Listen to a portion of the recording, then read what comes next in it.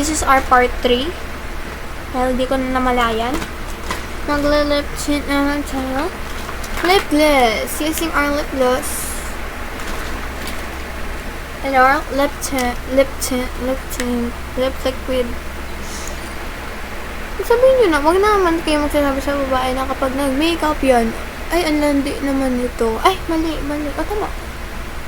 Ilagay lang na natin si ano na yung magbe-blend, diba? Hindi natin yung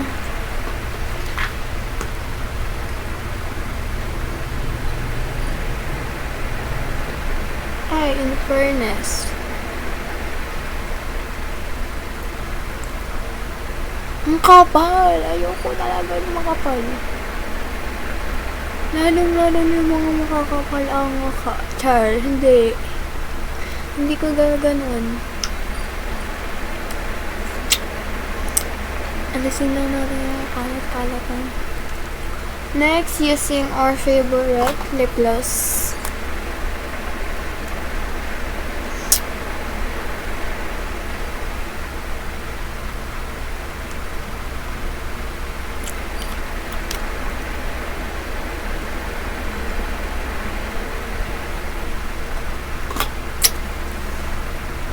Ano ba may nakalimutan natin? Okay na siguro na. Okay.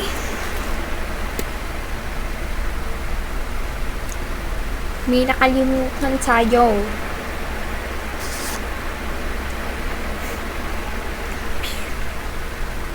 It's powder. Oh my god. Kailangan natin ito para hindi ma-oily ang face ng ante yo.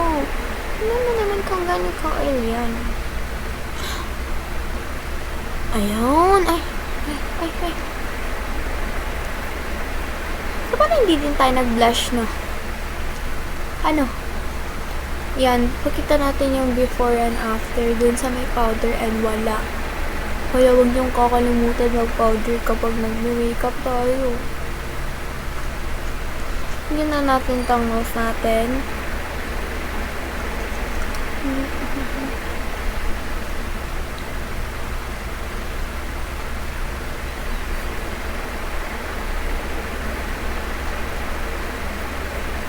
Yung before and after. Napakaganda ng after.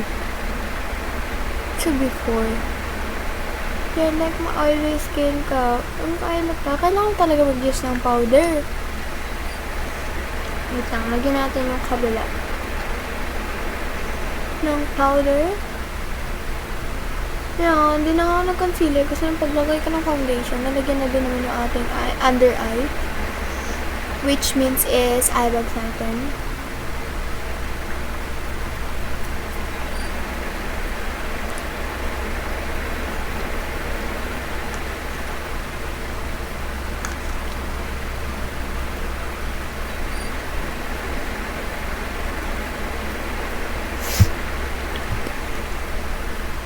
Ayusin lang natin yung hair natin. Siyempre, alam naman using this, diba? Okay, babalikan ko kayo after maayos ng hair natin. This is the final look. Diba, pansin nyo wala nagbago. Yan, sinago lang natin yan. Yan. Actually, matagal na natin nakikita itong bangs na to. Hindi talaga siya pantay kasi mas makapal yung dito.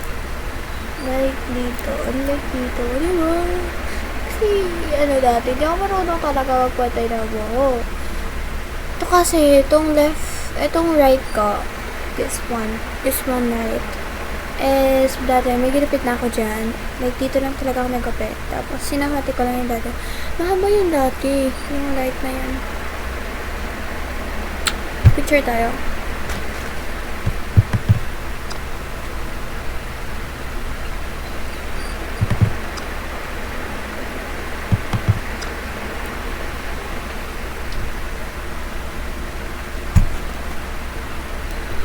Wait, hala tayo ang ating